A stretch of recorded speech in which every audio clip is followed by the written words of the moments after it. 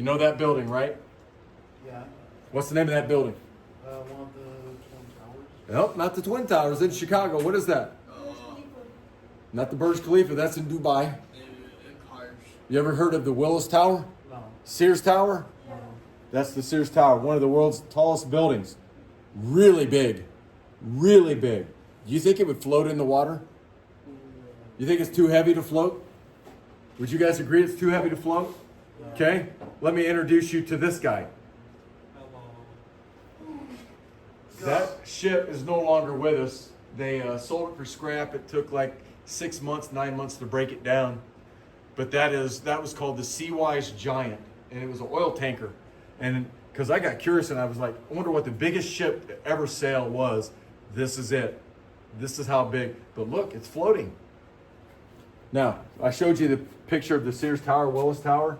The Sears Tower is exactly this wide and almost as long. It would lay down flat on that ship, and the ship would probably hold it up. Isn't that wild? If it was empty, it would hold up the Sears Tower. How is it floating? If it's made of steel, shoot, we can't get rocks to float. How is that thing so buoyant it sits up on top of the ocean? Now, here's what it looks like when it's not loaded with oil. You can see how big it is. Absolutely huge. 1/4 mile long. So you could run quarters on that thing and get a good workout. Okay, check this out. Here's another picture. Look at the aircraft carrier. The world's biggest passenger ship. And then look at this one here it's an ore freighter. And then the next one is a container ship. And then you got the Seawise Giant. A little different name, same ship, exact same ship. Huge. Okay. Look how many tons it weighed. Fully loaded. 657,000 tons. That is huge. Huge. That's like 1,300,000 pounds. The Sears Tower only weighs 220 million pounds. So it would sit on top, no problem, if it was empty, and it would carry that building anywhere it wanted to go. But man, it's so big. How's it float? Well, let's talk about it. Okay, so I read Ducky McFloat. Anytime, and here's what you got to remember. That's how you spell buoyancy. Whenever you see an ICP where it says fluid, it could be a gas or a what? Liquid. Could be a liquid. It's a gas or a liquid. We're walking through the atmosphere. It's full of gas. It's fluid. Okay, so a fluid is anything that, remember, takes the shape of whatever container it's in.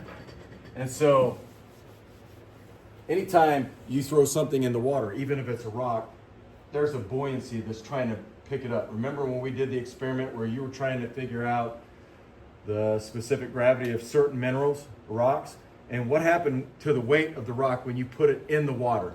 Do you remember? Did it get heavier or lighter? It got lighter because the water was pushing up on it.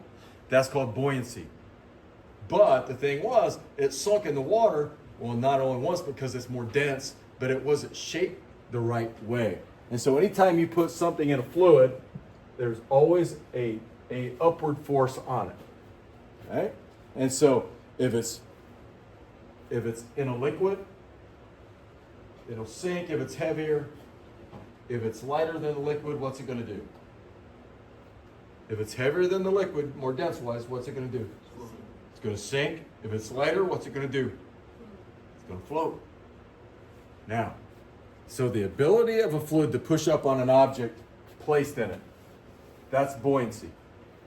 That's buoyancy. It's like you trying to float on the water, me trying to float on the water. It's pushing up on us no matter what. Okay? And you guys already know this, that an object seems to lose weight because when you put your sample in the water, the mineral sample, it got lighter. It did not weigh the same because it always, always, always loses weight because of this buoyancy pushing up on it. Now, another guy that you need to be aware of is a guy named Archimedes. That's his whole name, Archimedes. He was a philosopher, a Greek philosopher, what's it say, 212 BC before Christ, so 212 before Jesus was born. This guy was around. He gathered, the philosophers always would gather and they would talk. That's all they would do. They would come up with something. He was the first guy that noticed that buoyant force is equal to the weight of the fluid it pushes aside. Wow, okay, that's a lot. That's a lot. But any ship uses Archimedes' principle to float. And so the buoyant force is going to be equal to the weight of the fluid pushed aside. And if you look at that picture way over there, that ship is shaped in such a way that when you set it in, it pushes water aside. And let's say a ship weighs 100 pounds. In order for it to float, how many pounds of water does it have to push aside?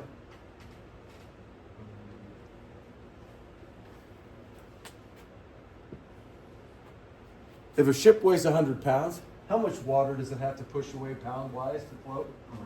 100. What if the ship weighs 687,000 tons? And then it could float, right? And I got curious and I thought, okay, well, what is you know what the hull of a ship is? The hull is what goes down in the water and separates the inside of the ship from the water. The thickest hull ever made was 16 inches. Solid steel. If you guys don't know how big that is, 16 inches is this thick. And it was the Japanese battleship Yamamoto, and it took 14 torpedoes to sink it. And it was made of steel, but it didn't sink. It weighed, well, what was it, 68,000 tons. So how much water did it have to push aside? 68,000 tons. And it would float no matter how heavy the steel is. Now, do you remember the specific gravity of water? Right? And what we determine if you were weighing an object, what would it do if its number was less and you put it in water? It would float like Saturn. Remember we said Saturn was 0.75, so it would have floated in water. Jupiter weighed, if I remember right, it was 1.1, something like that. So when you put Jupiter in the water, what's it going to do? Is it going to go kerplunk? It's just going to go, and it's going to sink, but it's heavier. Steel is 7.8, but yet that big battleship can float on the water because it's able to push the water away from it, and then that allows the buoyant force to press up. Okay? Any questions so far? Now, density. Density, density, density. Remember, how much stuff is packed into an area? Density. How much stuff is packed in to an area? It could be a certain size, like a cubic centimeter, whatever. That's usually what it is. It's centimeters cubed. How much stuff is packed into something? Wouldn't you agree steel is a little more dense than the human body? Right? Earth is 5.5 in its density. Steel is 7.8. You know, there's more stuff packed into steel than there is the Earth with 4.5. Okay, the rule is if the object is more dense than the fluid it's in, it's going to sink. And again, water is equal to 1. So steel is 7.8. You drop steel in the water, it should sink. And the Sears Tower or the Willis Tower would float if it were shaped in a certain way. Okay, objects that are less dense than the fluid, they tend to go bobbing up to the top, like old Ducky McFloat right there. That duck is a lot lighter than the water around it, so it floats.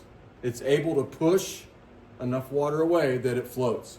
Now, I'm getting ready to cut you loose so you guys can make something that floats in water. Remember that it has to push water away. Push water away. So look what the situation you got. This is it right here. And that's exactly what I just told you up there. If the weight is equal to the liquid, it's going to like suspend right in the middle. Okay, that's just the way it is. So like if this were water and this is 1 and this is one in density. This is the setup. It's just going to float in there down. It's going to be suspended.